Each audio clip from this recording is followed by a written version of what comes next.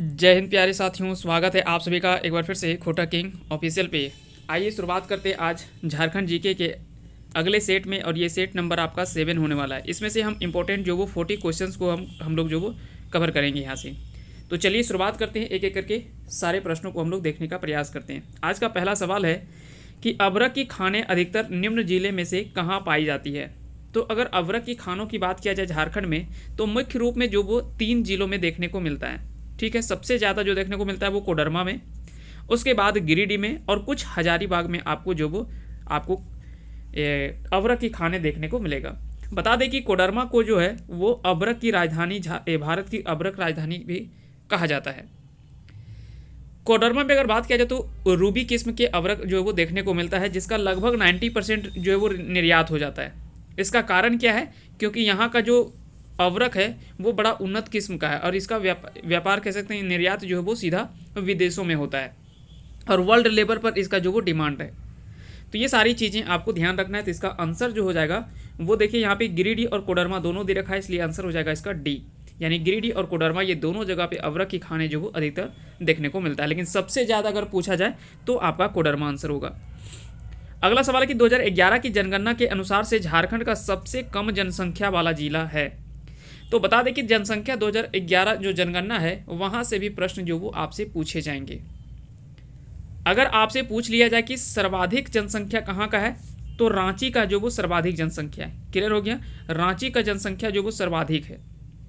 लगभग अगर रांची की बात किया जाए तो लगभग 29,14,000 लगभग इसका जनसंख्या है। लगभग 29 लाख है ना, 29 लाख लगभग जो वो इसका जनसंख्या है। जबकि वहीं सबसे कम की बात करें तो सबसे कम जो वो लोहरदगा का जनसंख्या है, जो कि लगभग 4,61,000 के लगभग में है ना, 4,61,790 के लगभग में, 4,61,000। ये आपको याद रखना है, राउंड फिगर में नहीं कुछ याद रहता है तो 4,61,000 कम से कम याद रखना है। हालांकि अगर 790 भी अगर याद रख पाते हैं तो इसको भी याद रख लीजिएगा, लेकिन ऐसे डाटा उतना तो नहीं पूछा जाता है, लेकिन कोई गारंटी नहीं है, कुछ भी पूछा जा सकता है। इसके बाद अगर बात किया जाए जनसंख्या के आधार पे, तो झारखंड में अगर बात किया जाए तो पूरे भारत का लगभग 2.72% है ना, 2.72% जो वो जनसंख्या जो वो झारखंड का है। जो लगभग अगर देखा जाए स्थान में अगर बात करें तो 14वां स्थान आता है, लेकिन अभी वर्तमान में अगर देखा जाए तो 13वां स्थान देखने को मिलता है। ये भी आपको चीज़ें ध्यान रखना है। अब हम कुछ 2011 की जनगणना के अकॉर्डिंग अगर हम बात करें, तो अगर आपसे पूछ लिया जाए कि सर्वाधिक जनसंख्या कहाँ है, रांची। न्यूनतम कहाँ है, लोहरदगा। सर्वाधिक जनसंख्या घनत्व कहाँ है, धनबाद में। न्यूनतम जनसंख्या घनत्व कहाँ पे है, सिमडेगा में, जो लगभग 159 है। जबकि धनबाद में कितना है, लगभग 1316 है जनसंख्या घनत्व। क्लियर हो गया? अगर पूछ ले कि लिंगानुपात की बात किया जाए कि सर्वाधिक लिंगानुपात कहाँ पे है, तो वेस्ट सिंहभूम में, पश्चिमी सिंहभूम में, जो कि लगभग 1005 है पश्चिमी सिंहभूम में लिंगानुपात। जबकि धनबाद में जो वो सबसे कम 909 है। क्लियर हो गया? अगर बात किया जाए शिशु लिंगानुपात की, तो पश्चिमी सिंहभूम ही है जो कि शिशु लिंगानुपात में भी सर्वाधिक है। जहाँ पे अगर बात किया जाए तो 983 लगभग जो वो शिशु लिंगानुपात है पश्चिमी सिंहभूम की। जबकि न्यूनतम लिंगानुपात जो है शिशु लिंगानुपात वो धनबाद में है, जो कि 916 है। ये दोनों डाटा याद रखना है। अगर पूछ ले कि जनसंख्या वृद्धि दर सर्वाधिक किसका है, तो कोडरमा का जो जनसंख्या वृद्धि दर जो वो सबसे ज़्यादा था, जो कि 43.42% था, है ना, 43.42% था। जबकि न्यूनतम जनसंख्या वृद्धि जो हुआ था वो धनबाद में हुआ था, जो कि लगभग 11.99 यानी 12% जो वो लगभग वृद्धि दर्ज किया गया था 2001 के बाद 2011 का। 21 में जनगणना होना था लेकिन नहीं हो पाया है। फिर आपको देखिए, हो सकता है कि 22 तो बीत ही गया, अब हो सकता है कि अगला 23 में इसका जनगणना जो वो होगा। तो ये सारी बातें आपको इतना जनगणना से संबंधित याद रखना है। एक आपको फैक्ट और याद रखना है कि सर्वाधिक साक्षरता दर अगर आपसे पूछ ले, तो रांची में जो वो सर्वाधिक साक्षरता दर है, जो कि लगभग 76% है। जबकि न्यूनतम अगर बात करें तो पाकुड़ का जो वो न्यूनतम जनसंख्या बोल रहे हैं, न्यूनतम साक्षरता दर है ना, जो कि लगभग 48-49% है। तो ये आपको सारा डाटा आपको याद होने चाहिए। चलिए आगे बढ़ते हैं, आते हैं अगले सवाल पे। तो इसका आंसर क्या हो जाएगा? झारखंड का सबसे कम जनसंख्या वाला जिला पूछा तो लोहरदगा इसका सही आंसर हो जाएगा। मुख्यमंत्री रघुवर दास द्वारा प्रारंभ की गई सौभाग्य योजना का उद्देश्य झारखंड राज्य के आसपास के सभी गांवों के को क्या उपलब्ध कराना था, तो बिजली उपलब्ध के लिए ही सौभाग्य योजना की शुरुआत की गई थी। तो ये पुराना सवाल है और उसी से संबंधित हम आपको डाटा जो वो आपको दे रहे हैं। तो बता दें कि ये पुराना सवाल है, लेकिन आपको यहाँ से कुछ कुछ आइडिया आ जाएगा कि सवाल जो वो किस तरह से पूछा जाता है ना। तो इससे आपको एक आइडिया मोटा मोटी आ जाएगा। बाकी की योजनाओं से सवाल तो पूछा ही जाता है। लालकी घाटी के नाम से विख्यात चूटू पालू घाटी इस जिले में स्थित है, तो यह रामगढ़ जिले में स्थित है। चूटू पालू घाटी ये आपको पता है, Rajrappa, Patratu dam, Indo Asahi glass factory, ये सभी जो वो रामगढ़ में ही स्थित है। रामगढ़ की अगर बात किया जाए तो 12 सितंबर 2007 में यह जो वो 24वां जिला जो वो झारखंड का बनता है, जो कि हजारीबाग से कट करके यह जिला का निर्माण होता है। तो ये सारी बातें आपको ध्यान रखना है। अगला सवाल देखते हैं, गलत जोड़े की पहचान करें। तो वैद्यनाथ मंदिर देवघर में है, हल्दी घाटी गुमला में है, जगन्नाथ मंदिर रांची में है, जबकि तपोवन यह रामगढ़ में नहीं है, या जो वो कहाँ पे है, देवघर में है ना। तपोवन जो वो कहाँ पे है, देवघर में है। तो इसका आंसर जो हो जाएगा वो देवघर हो जाएगा। ये शिव मंदिर है, तपोवन की अगर बात किया जाए तो यह शिव मंदिर है, ये आपको याद रखना है। यहाँ पे माना जाता है कि माता सीता ने यहाँ पे तपस्या की थी, तो इसके बारे में यहाँ पे जो वो कुछ कुछ चीज़ें ऐसी मान्यता है। अगला सवाल है, अभिलिखित वन क्षेत्र झारखंड के कितने प्रतिशत भौगोलिक क्षेत्र का निर्माण करता है। अब देखिए वन क्षेत्र में अगर बता दें कि वन क्षेत्र से आपको हमेशा डाटा एक जो पूछा जाता है, तो इसका जो सही आंसर हो जाएगा वो क्या होगा, 29.76% इसका सही आंसर हो जाएगा। सर्वे की रिपोर्ट में अगर बात किया जाए तो पुराना जो रिपोर्ट था 2019 का, उसमें से 23,611 किलोमीटर जो था वर्ग किलोमीटर जो क्षेत्रफल था, जो कि बढ़ करके 23,721 हो गया है। 23,721.14 किलोमीटर वर्ग किलोमीटर जो वो वर्तमान में क्षेत्रफल जो वो वन क्षेत्रफल है झारखंड का। वृद्धि की अगर बात की जाए तो लगभग 110 मान सकते हैं, है ना। 109 पॉइंट समथिंग है, 109.73 का लगभग वृद्धि हुआ है। क्लियर हो गया। अगर बात किया जाए कि क्षेत्र के अनुसार से सर्वाधिक किस किस क्षेत्र में है, तो सबसे ज़्यादा जो है वो है वेस्ट सिंहभूम में, फिर उसके बाद आता है लातेहार, और उसके बाद फिर आता है चतरा। ठीक है। और अगर प्रतिशत में बात करेंगे तो प्रतिशत में सबसे पहले लातेहार, फिर वेस्ट सिंहभूम, उसके बाद फिर चतरा नहीं, चतरा के बाद वेस्ट सिंहभूम होगा, ठीक ना। ये यहाँ पे चतरा आ जाएगा, यहाँ पे वेस्ट सिंहभूम आ जाएगा, ये प्रतिशत के आधार पे। ठीक है, तो प्रतिशत में इस तरह से हो जाएगा, और अगर कि क्षेत्रफल में पूछे तो इस तरह से रहेगा, पश्चिमी सिंहभूम, लातेहार और चतरा। जबकि अगर बात किया जाए प्रतिशत में तो लातेहार सबसे ज़्यादा है, फिर चतरा, उसके बाद फिर पश्चिमी सिंहभूम। ये सारी बातें आपको याद रखनी है। सबसे कम वन क्षेत्रफल की बात करें तो जामताड़ा में, सबसे कम वन क्षेत्रफल जो वो जामताड़ा में है। ये 2021 का डाटा हम आपको बता रहे हैं। उसके बाद फिर देवघर, उसके बाद फिर धनबाद आता है। क्लियर हो गया। आगे बढ़ते हैं, आते हैं अगले सवाल पे। झारखंड में वन कोटियां हैं, तो बता दें कि उष्णकटिबंधीय, आर्द्र पतझड़ी, शुष्क पतझड़ी और उपोष्ण कटिबंधीय, है ना, विस्तृत पर्वतीय वन, तो ये सभी तरह के जो वन देखने को मिलता है झारखंड में। अगला सवाल है कि झारखंड राज्य निर्माण के बाद उसमें से कितने बार राष्ट्रपति शासन लागू हुआ है, तो 3 बार, 2009 में, 2010 में और 2013 में 3 बार राष्ट्रपति शासन जो वो झारखंड में लगता है। झारखंड राज्य का कृषि योग्य क्षेत्र जो वो सर्वोत्तम कितना है, तो बता दें कि 38 लाख हेक्टेयर जो वो यहाँ पे कृषि योग्य कुल अगर बात करें तो क्षेत्रों की। यहाँ से कृषि से संबंधित भी कई सारे डाटा से आपसे प्रश्न जो वो पूछ लिया जाता है। झारखंड कृषि का प्रदर्शन किस तरह से, तो बता दें कि झारखंड का राष्ट्रीय औसत से बहुत निम्न है, तो इसका आंसर हो जाएगा ऑप्शन बी। अगला सवाल है कि झारखंड में नकदी फसल, है ना, नकदी फसल है यहाँ पे, है ना, नकदी फसल के लिए प्रयुक्त जोते हुए क्षेत्र का हिस्सा कितना है, सर्वोत्तम उत्तर यहाँ पे आंसर जो हो जाएगा वो इसका 5% इसका सही आंसर हो जाएगा। तो याद रखेंगे इसका राइट आंसर ऑप्शन डी इसका सही आंसर हो जाएगा। नवीकरणीय ऊर्जा के विकास के लिए झारखंड में कौन सी एजेंसी की स्थापना की गई थी, तो बता दें इसका सही आंसर हो जाएगा जरेडा। ये Jharkhand renewable energy development agency, जो कि 19 फरवरी 2001 में इसका जो है ना, 19 फरवरी 2001 में इसका जो स्टेबलाइजेशन होता है यानी स्थापना होती है, तो ये आपको याद रखना है, Jharkhand renewable energy development agency. चलिए आगे बढ़ते हैं और आते हैं अगले सवाल पे। दिसंबर 2018 में झारखंड ने मुख्यमंत्री कृषि योजना के लिए अंतर्गत कितनी राशि का योजना कृषकों की सहायता करने के लिए घोषित किया था। तो इस तरह के डाटा भी आपसे प्रश्न जो वो पूछे जाते हैं। हम आपको सिर्फ ये क्वेश्चन का एक अनुमान के लिए हमने जो इस प्रश्न को जो वो शामिल किया है। क्लियर हो गया। चलिए आगे बात करते हैं। इसमें से जैसे योजनाओं से भी सवाल कई बार आपसे पूछा जाता है। जैसे यहाँ पे सवाल पूछा गया कि दिसंबर 2018 में झारखंड ने मुख्यमंत्री कृषि योजना के अंतर्गत कितने राशियों का योजना के कृषि के सहायता के लिए जो वो घोषित की है। तो ये ऐसे सवाल भी आपसे जो वो डाटा वाले प्रश्न जो वो पूछे जाते हैं। तो इस प्रश्न को इसलिए शामिल किया गया ताकि आप इससे आइडिया लगा सके कि कैसे कैसे प्रश्न जो वो आपको करंट से रिलेटेड जो वो पूछा जा सकता है। एक तो हमने बताया क्या, फॉरेस्ट से रिलेटेड यानी वन से संबंधित, एक आपका एग्रीकल्चर है ना, एक आपका एग्रीकल्चर भाग से, यहाँ से भी सवाल जो वो पूछा जाता है, हमेशा यहाँ से सवाल बनता है, फॉरेस्ट से बनता है, और खेल खिलाड़ियों से भी सवाल जो वो पूछा जाता है करंट से रिलेटेड ज़्यादा जोड़ करके। आगे बढ़ते हैं, आते हैं अगले सवाल पे। झारखंड की दामोदर नदी का उद्गम स्थल है। तो झारखंड की दामोदर नदी का उद्गम स्थल, तो उद्गम स्थल की बात किया जाए तो लातेहार की टोरी परगना टोरी क्षेत्र लातेहार से, यहीं से इस नदी का उद्गम जो वो होता है।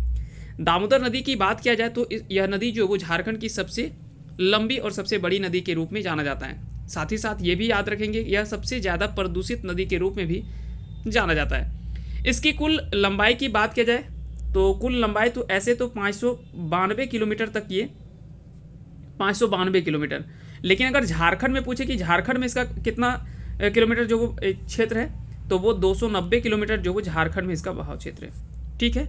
और अगर अपवाह की बात किया जाए तो अपवाह लगभग 12,800 वर्ग किलोमीटर है जो कि इसका अपवाह क्षेत्र है। ठीक है। तो ये दोनों में आपको अंतर याद रखना है। लंबाई के हिसाब से पूछे तो इस तरह से 592 kilometre total, 592 kilometre total, 290 kilometre Jharkhand में, और अपवाह क्षेत्र की पूछे तो 12,800। इसका मुहाना जो लगता है वो हुगली नदी वेस्ट बंगाल में जाकर के इसका मुहाना लगता है। उसके पूर्व में बता दें कि इसके कई सहायक नदियां हैं जो कि आकर के दामोदर नदी में मिलती है, जैसे बराकर, बोकारो, कोनार, जमुनिया, कतरी, भेड़ा आदि कई नदियां जो वो इसमें आकर के मिलती है। ठीक है। अगर बात करें कि इसका अपवाह जो वो झारखंड के किन किन जिलों से है, तो हजारीबाग, गिरिडीह, सबसे शुरुआत तो निकलता है ये लातेहार से, है ना, लातेहार, लोहरदगा, रांची, धनबाद, गिरिडीह, हजारीबाग, बोकारो, कुल मिलाकर के ये 7 जिलों से होकर के यह प्रवाहित होती है नदी। झारखंड के 7 जिलों से होकर के यह बहती है। तो ये सारी बातें आपको ध्यान रखना है इससे रिलेटेड। अगला सवाल है कि खिलाड़ियों को उनके खेलों के अनुसार से बेमेल जोड़े की पहचान करें। अब देखिए यहाँ पे एक तरफ आपको खिलाड़ी दे देगा, दूसरी तरफ खेल दिया हुआ रहेगा और वहाँ से आपको पहचानने के लिए देगा। और यहाँ पे कुछ ऐसे खिलाड़ी को शामिल किया जाएगा जो करेंट में कुछ कह सकते हैं कि चर्चा में रहा हो, है ना। तो कुछ खिलाड़ी ऐसे शामिल किए जाते हैं जो कि वर्तमान में कुछ किसी तरह से किसी ना किसी तरह से वो चर्चा में रहा हो, चाहे वो किसी अवार्ड से जीते हों, या तो और कहीं पे भारतीय टीम में चयन हुआ हो, या तो कोई बढ़िया जगह पे कोई बढ़िया परफॉर्मेंस रहा हो, या किसी अन्य कारणवश वो चर्चा में रहे हो। तो वहाँ से प्रश्न जो वो आपसे पूछे जाते हैं। तो इसका आंसर जो हो जाएगा वो हो जाएगा ऑप्शन सी, प्रतिमा कुमारी का संबंध कुश्ती से नहीं है, जबकि दीपिका कुमारी का संबंध तीरंदाजी से है, महेंद्र सिंह धोनी का क्रिकेट से, और जयपाल सिंह मुंडा का हॉकी से संबंधित है। तो ये तीनों ऑप्शन सही है, ऑप्शन सी जो वो गलत है ना। आगे बढ़ते हैं। अगला सवाल है, निम्न में से एक ने 2010 के राष्ट्रमंडल खेलों में स्वर्ण पदक जीता था। तो इसका आंसर तो आप सभी को पता ही है पहले से, दीपिका कुमारी इसका जो वो सही आंसर हो जाएगा। बता दें कि इसका जन्म रांची में इसका जन्म होता है दीपिका कुमारी का 13 जून 1994 को, 13 जून 1994 ईस्वी को रातू रांची में जो वो जन्म होता है दीपिका कुमारी का। क्लियर हो गया। आगे बढ़ते। जेई ग्रास का विस्तृत रूप यहाँ पे फुल फॉर्म पूछा गया है। तो कुछ ऐसे संस्था होते हैं वहाँ से आपके प्रश्न जो वो पूछे जाते हैं, या तो कई फुल फॉर्म से भी कई बार सवाल जो वो हर बार जो वो लगभग झारखंड एग्जाम में 1-2 प्रश्न ऐसे पूछे जाते हैं जो कि फुल फॉर्म से प्रश्न पूछा जाता है कि उसका विस्तृत रूप क्या होगा बताइए। तो इसका जो फुल फॉर्म हो जाएगा वो हो जाएगा Jharkhand online government receipts accounting system. तो इसका आंसर क्या हो जाएगा, ऑप्शन ए इसका राइट आंसर हो जाएगा, Jharkhand online government receipts accounting system. आगे बढ़ते हैं। अगला सवाल है कि देश में उत्पादित समग्र इस्पात में झारखंड लगभग कितने प्रतिशत इस्पात का उत्पादन करता है। अब यहाँ पे ध्यान से सुनेंगे, ये इस्पात उत्पादन की बात कर रहा है कि इस्पात उत्पादन में कितना प्रतिशत जो है वो लगभग इसका आंसर हो जाएगा 20 से 25% इस्पात उत्पादन में इसका सही आंसर हो जाएगा। तो 68 का आंसर आपका सी इसका सही आंसर हो जाएगा। आगे बढ़ते हैं, आते हैं अगले सवाल पे। झारखंड का राज्य पशु क्या है। तो राज्य पशु तो आप सभी को पता है कि हाथी है, अगर फूल पूछ ले तो पलाश है, फूल पूछे तो पलाश है, और वृक्ष पूछे तो साल है। तो वृक्ष पूछे तो साल हो जाएगा, है ना, फूल पूछे तो पलाश, और पशु पूछे तो हाथी हो जाएगा इसका सही आंसर। चलिए आगे बढ़ते हैं और आते हैं अगले सवाल पे। विश्व कौशल शिखर सम्मेलन 2019 कहाँ आयोजित किया गया था। विश्व कौशल शिखर सम्मेलन 2019 कहाँ आयोजित किया गया था? तो इसका आंसर हो जाएगा रांची में इसका आयोजन किया गया था। तो इसका आंसर क्या हो जाएगा? इसका आंसर हो जाएगा ऑप्शन सी।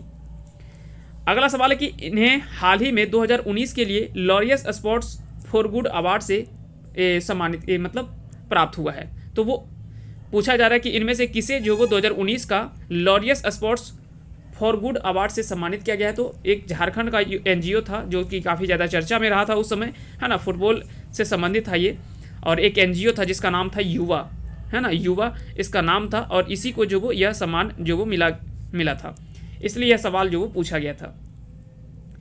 अगला सवाल कि निम्नलिखित में से कौन झारखंड में राज्यसभा के सदस्य हैं जो भारतीय जनता पार्टी के राज्य कोषाध्यक्ष और एक उद्योगपति भी हैं?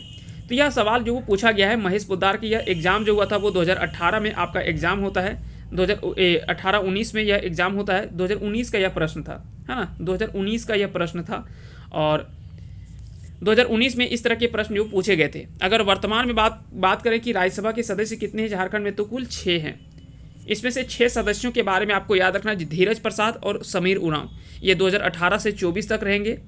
दीपक प्रकाश और शिबू सोरेन, ये 2 सदस्य जो है वो 20 से लेकर के 26 तक, क्योंकि आप सभी को पता है कि राज्यसभा का कार्यकाल जो होता है वो 6 वर्षों के लिए होता है ना। तो ये सारी बातें आपको ध्यान रखना है। जबकि नया जो 2 इसमें राज्यसभा सदस्य जो 2022 में बना हुआ है, 2022 का जो 2 नया राज्यसभा सदस्य है उसका नाम आपसे सबसे ज़्यादा इंपॉर्टेंट है, यहाँ पूछा जाएगा। एक तो है आदित्य साहू, एक है आपका आदित्य साहू, है ना, आदित्य साहू, ये बीजेपी से संबंधित है। जबकि एक है महुआ मांझी। महुआ मांझी आप सभी को पता ही है, कुछ दिनों पहले भी ये काफ़ी ज़्यादा चर्चे में थी। तो महुआ मांझी जो है ये भी एक राज्यसभा सदस्य हैं जो कि 8 जुलाई 2022 से लेकर के, है ना, 7 जुलाई 2028 तक ये लोग दोनों जो है वो रहेंगे। महुआ मांझी का संबंध जेएमएम पार्टी से है, यानी झारखंड मुक्ति मोर्चा से संबंधित है।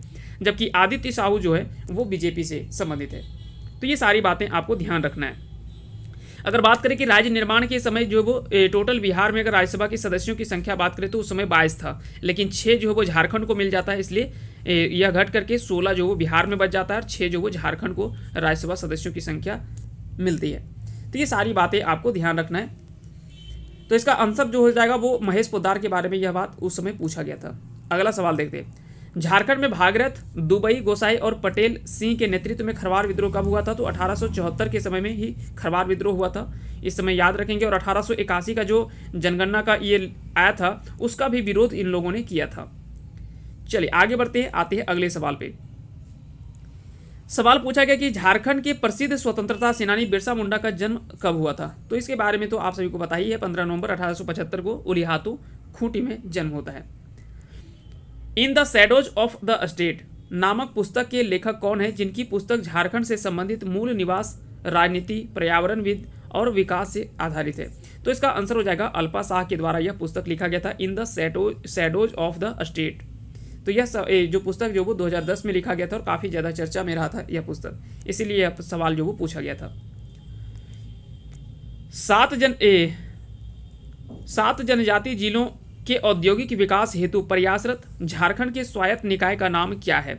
तो बता दें कि इसमें से आपको कई बार पूछा जाता है कि इनमें से कौन से झारखंड के औद्योगिक विकास संस्थान है ना, तो कई बार यहाँ से सवाल पूछा जाता है। इंडस्ट्रियल अथॉरिटी डेवलपमेंट एजेंसी, यहाँ से सवाल जो वो कई बार पूछा जाता है। तो यहाँ से आपको याद रखना कि औद्योगिक विकास केंद्र में बता दिए तो झारखंड में कुल 4 जो है वो औद्योगिक विकास संस्थान के बारे में यहाँ पे चर्चा मिलता है। एक तो है बोकारो में, दूसरा है रांची में, एक है आदित्यपुर में और एक है संथाल परगना में। बियाडा यानी Bokaro industrial authority development agency, इस तरह से आपको याद रखना, बियाडा, रियाडा, AIDIA, है ना। तो ये नाम आपको यहाँ से पूछा जाता है। तो इसमें से 4 में से पूछा जा रहा है, तो इसका आंसर हो जाएगा रांची औद्योगिक क्षेत्र विकास प्राधिकरण। ठीक उसी प्रकार से होगा बोकारो औद्योगिक क्षेत्र विकास प्राधिकरण, फिर उसी प्रकार के होगा आदित्यपुर औद्योगिक क्षेत्र विकास प्राधिकरण, और एक और होगा संथाल परगना औद्योगिक क्षेत्र विकास प्राधिकरण। तो ये 4 आपको चारों संस्था के बारे में नाम याद रखना है। रांची, एक तो है रांची में, एक है बोकारो में, एक है आदित्यपुर में जो कि आपका जमशेदपुर में है, और एक आपका है संथाल परगना में, है ना, एक है आपका संथाल परगना में। तो ये चारों नाम आपको याद रखने हैं। अगला सवाल देखते हैं, तो इसका आंसर हो जाएगा ऑप्शन ए। झारखंड सरकार की उस योजना का नाम बताइए जिससे विश्व बैंक की सहायता से 14 से 24 वर्ष के आयु वर्ग की लड़कियों को सशक्त बनाया जाएगा।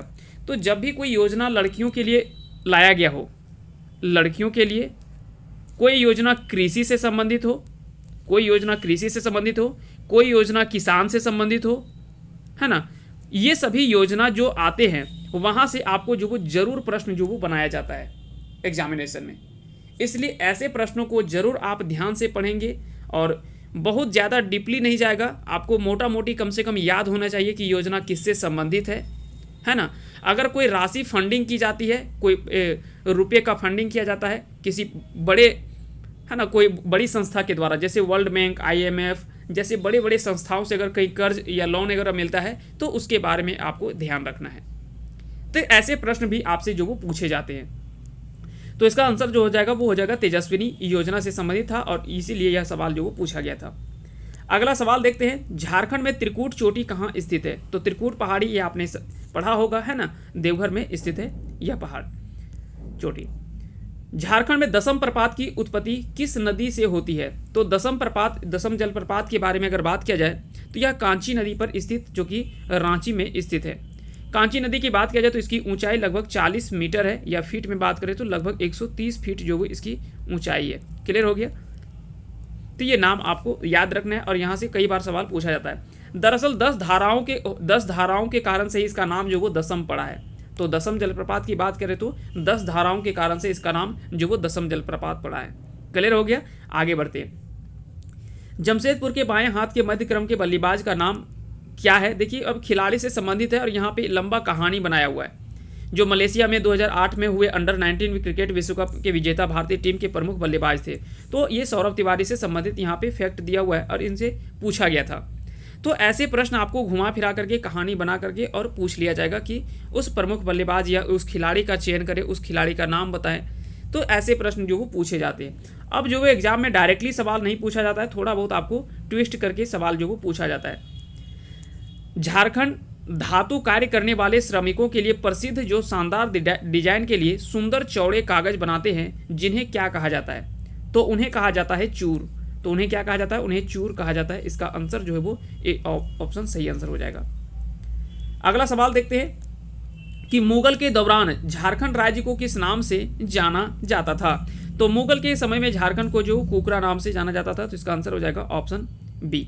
झारखंड के जितने भी नामकरण साहित्यों में नामकरण का जिक्र जो मिलता है, यहाँ से भी एक प्रश्न जो वो हर एग्जाम में पूछा जाता है।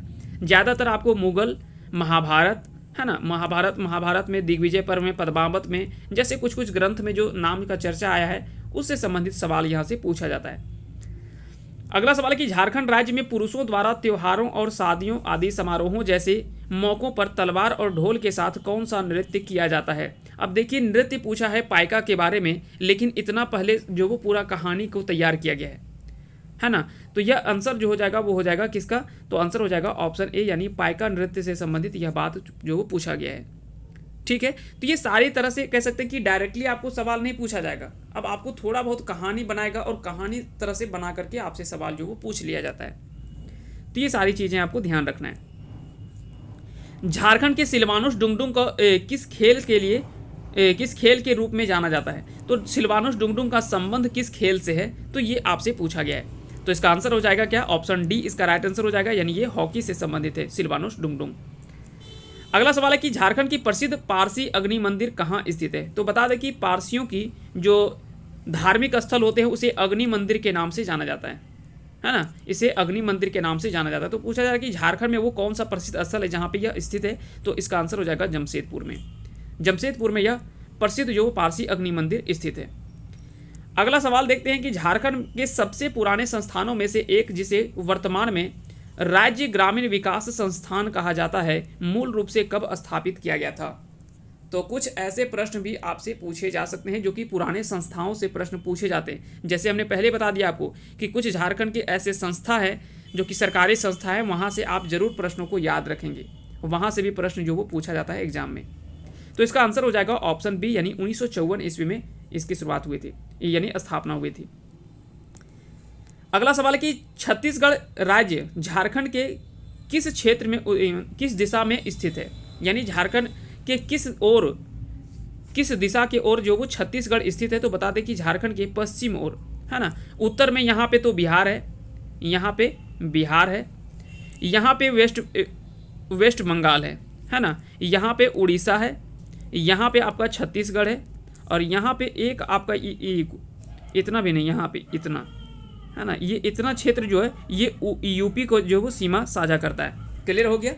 तो अगर आपसे सवाल में पूछ लिया जाए कि बिहार की सीमा जो वो झारखंड के कितने जिलों से लगती है, तो बता दें कि झारखंड के 10 जिलों से, गढ़वा, पलामू, चतरा, हजारीबाग, कोडरमा, गिरिडीह, देवघर, दुमका, गोड्डा और साहिबगंज, ये 10 ऐसे जिले हैं जो कि बिहार से अपनी सीमा साझा करता है। ठीक उसी प्रकार से पश्चिम बंगाल से भी साहिबगंज, पाकुड़, दुमका, जामताड़ा, धनबाद, बोकारो, उसके बाद आपका आता है रामगढ़, फिर है रांची, उसके बाद सरायकेला खरसावां और पूर्वी सिंहभूम, ये 10 जिले जो वो पश्चिम बंगाल से अपनी सीमा साझा करता है। यहाँ पे 10 हो जाएगा, यहाँ पे भी आपका 10 जिला है।